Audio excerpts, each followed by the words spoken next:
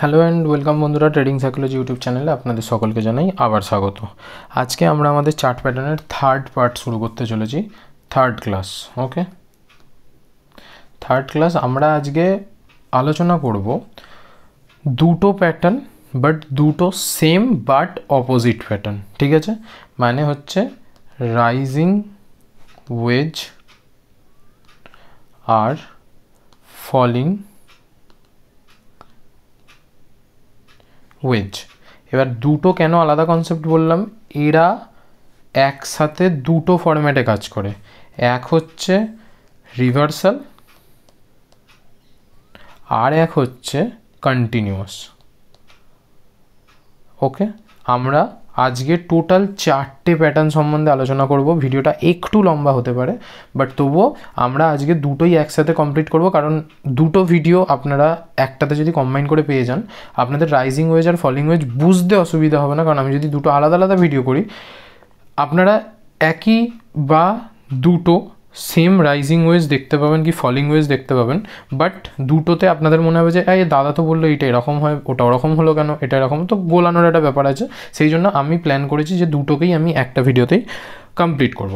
ওকে, আচ্ছা, এবার দেখুন বেসিক্যালি কি হয় মার্কেটে, আমরা রাইজিং ওয়েজ আর ফলিং ওয়েজ কীরকমভাবে ব্যবহার করি সেটা বুঝুন। ওয়েজ মানে কি? ওয়েজ মানে হচ্ছে একটা বাঁকা ট্রেন্ড লাইনের মধ্যে মার্কেট কিছুটা টাইম কাটাবে। সেটা এরকম আপ সাইডে হতে পারে, ডাউন সাইডে হতে পারে। ওকে, এবার এই দুটোর আমাদের যেটা মাথায় রাখতে হবে সেটা হচ্ছে যে বেসিক্যালি দেখুন, এইটা মানে হচ্ছে এই যে প্যাটার্নটা, মানে এটার মেনলি ফোকাসড আমরা কোনটাতে করব, যে প্যাটার্নটা কীরকমভাবে আছে। যদি এরকম আপ সাইডে মুখ থাকে তাহলে আমাদেরকে জানতে হবে সেটা always each and every possibility যেটা, যে ওটা নিচের দিকে আসতে পারে। আর যখনই ওটা এরকম নিচের দিকে একটা রেঞ্জের মধ্যে জোন বাউন্ডে আছে, তখন সেটা ইচ অ্যান্ড এভরি টাইম উপরে যেতে পারে। কেন? তার কারণ আমি আপনাদেরকে বলছি। দেখুন, এখানে একটা বেসিক্যালি কনসেপ্ট কাজ করে, সেটা হচ্ছে স্টপ লস হান্টিং। ওকে, বেসিক্যালি এই ওয়েজ পার্টিকুলার প্রসেসটাতে স্টপ লস হান্টিং বেশি করে কাজ করে। স্টপ লস হান্টিং কী জিনিস? ধরুন এই যে একটা প্রপার একটা জোন, ঠিক আছে, এই জোনটাতে কি হয়, মার্কেট একটা খুবই ছোট বাট একটা আপ ট্রেন্ডেই আছে বলতে পারেন। তো এক্ষেত্রে কি প্রত্যেকবার যেখানেই বায়ার্সরা এন্ট্রি করছে তাদের স্টপ লস না নিচের লেভেলেই থাকছে, এই রকম জায়গাতে তাদের স্টপ লস থেকে যাচ্ছে। তো মার্কেট কি করে, মার্কেট জাস্ট এইগুলোকে একটা ফেক একটা কিছু দেখিয়ে জাস্ট এদের স্টপ লসগুলো খাওয়ার জন্য নিচে চলে আসে।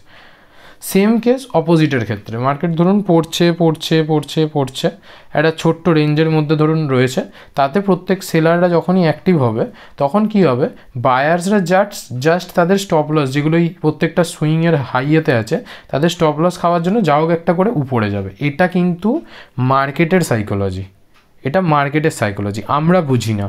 ঠিক আছে, আমরা কি করি, আমরা এটাকে হায়ার হাই হায়ার লো দেখিয়ে নামাতে চেষ্টা করি। কিন্তু যখনই একটা ছোট রেঞ্জের মধ্যে, সবসময় মাথায় রাখবেন, বাইং আর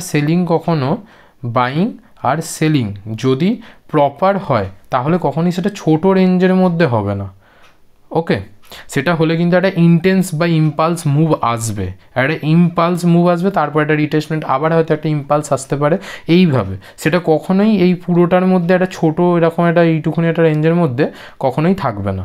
তো এই গেল আমাদের বাইং আর সেলিংয়ের যে কোয়ান্টিটি, মানে কোয়ান্টিটি যত বেশি হবে তত না মার্কেট উঠবে। কিন্তু এখানে কী হয়, বেসিক্যালি এখানে রিটেলাররা ট্র্যাপ হয়, মানে আমার আপনার মতো যাদের কাছে খুব ছোট কোয়ান্টিটি আছে, তো সেই রিটেলাররা ট্র্যাপ হয়।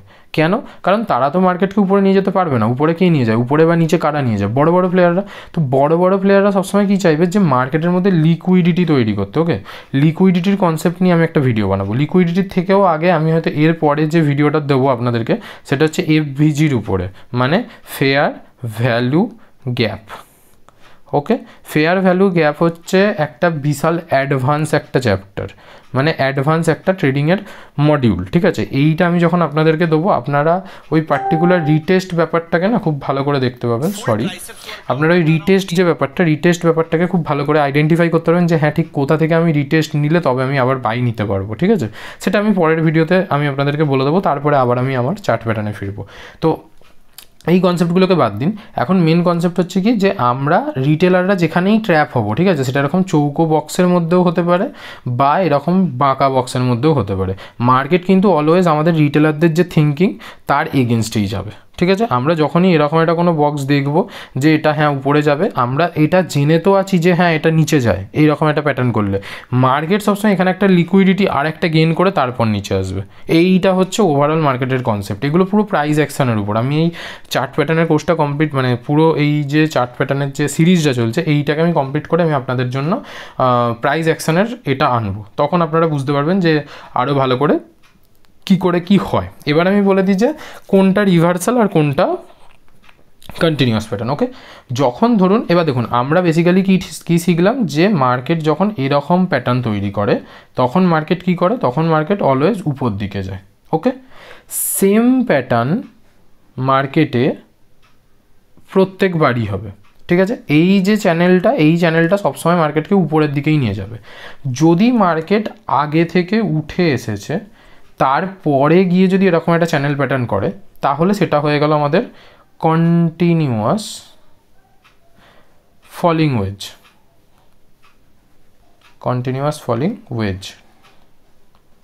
ওকে, আর যখনই এইটা মার্কেট পড়ে এই প্যাটার্নটা নিচে করছে তখন কিন্তু এটা হয়ে গেল রিভার্সাল ফলিং ওয়েজ।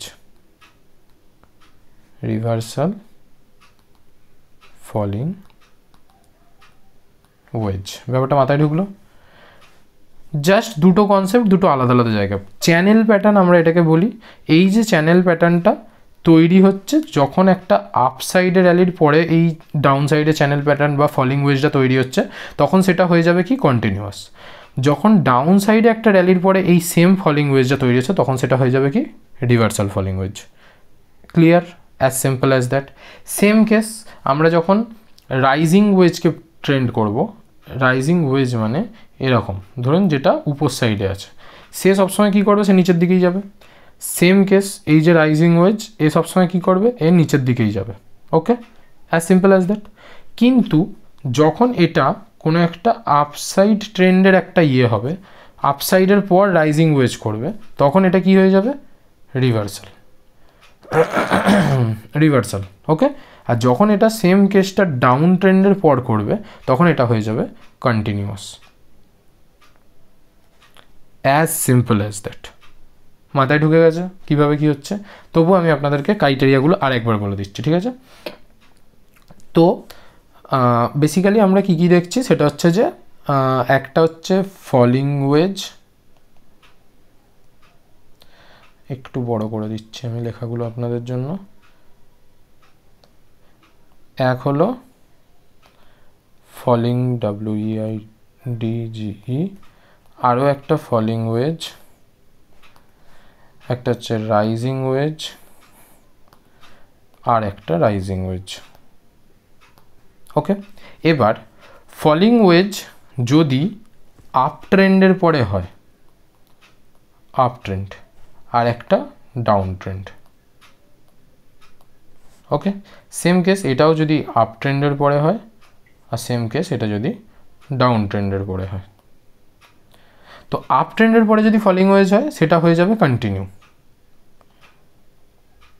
কন্টিনিউয়াস।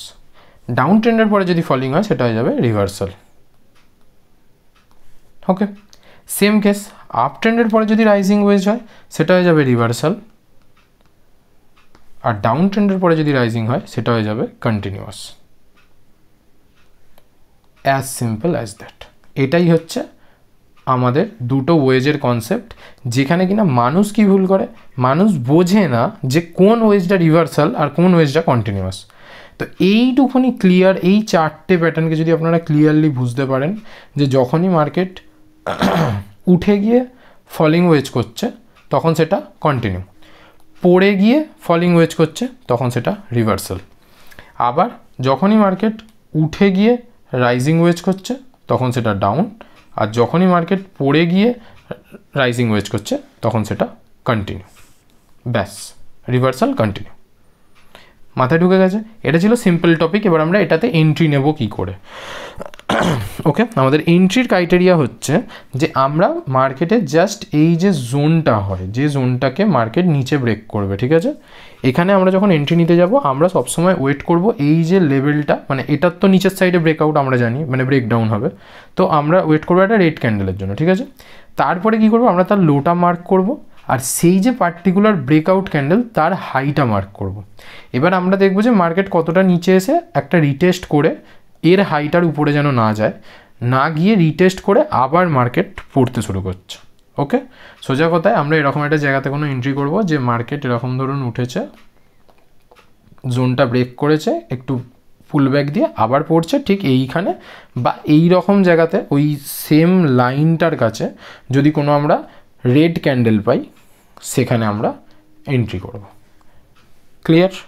আর ঠিক গ্রিন ক্যান্ডেলের ক্ষেত্রে ঠিক তার উল্টোটা, মানে যখনই ফলিং ওয়েজ হবে তাতে আমরা দেখব যখনই মার্কেট ব্রেকআউট দিয়ে দিয়েছে তারপর পুলব্যাক, এই জায়গাটাতে আমরা কোনো গ্রিন ক্যান্ডেল দেখব, গ্রিন ক্যান্ডেল। ওকে, ঠিক সেখানে আমরা এন্ট্রি করব, ব্যাস।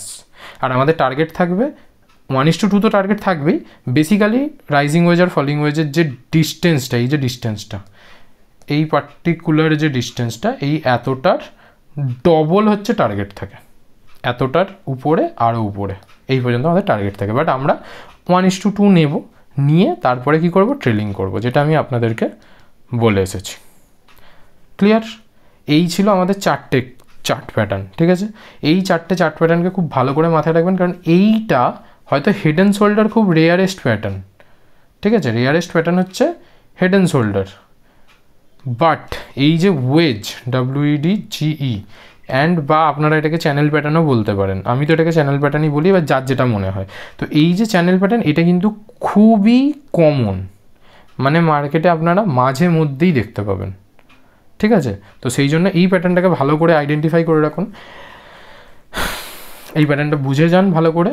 আর মোটামুটি এইটা ছিল আমাদের দুটো ভিডিও একসাথে, মানে কন্টিনিউয়াস আর রিভার্সালের যে ফলিং ওয়েজ আর রাইজিং ওয়েজ যে দুটো জিনিস, ওই চার্টটাকে আমি একটা ভিডিওতে কভার করেছি আপনাদেরই বোঝার সুবিধার জন্য। যদি ভিডিওটি ভালো লেগে থাকে লাইক করুন, শেয়ার করে দিন বন্ধুবান্ধবদের, আর ফলো করুন বা সাবস্ক্রাইব করুন আমার এই চ্যানেলটিকে, এরকম আরও অনেক ভিডিও দেখার জন্য। তো নেক্সট ভিডিও আসছে হচ্ছে FVGর উপরে, ঠিক আছে, রেডি থাকুন। ওই ভিডিওটা একটু অ্যাডভান্স লেভেলে হবে, যারা বেসিক ক্লিয়ার নেই তাদেরকে আমি বলবো তারা এখন দেখতে পারেন, হালকা অ্যাভয়েডও করতে পারেন, পরে আরেকবার এসে আমার চ্যানেলে ওই ভিডিওটা দেখে নেবেন, বা আমি কোনো লিঙ্ক টিঙ্ক দিয়ে দেবো, ঠিক আছে। দেখা হচ্ছে পরের ভিডিওতে, টিল দেন বাই বাই।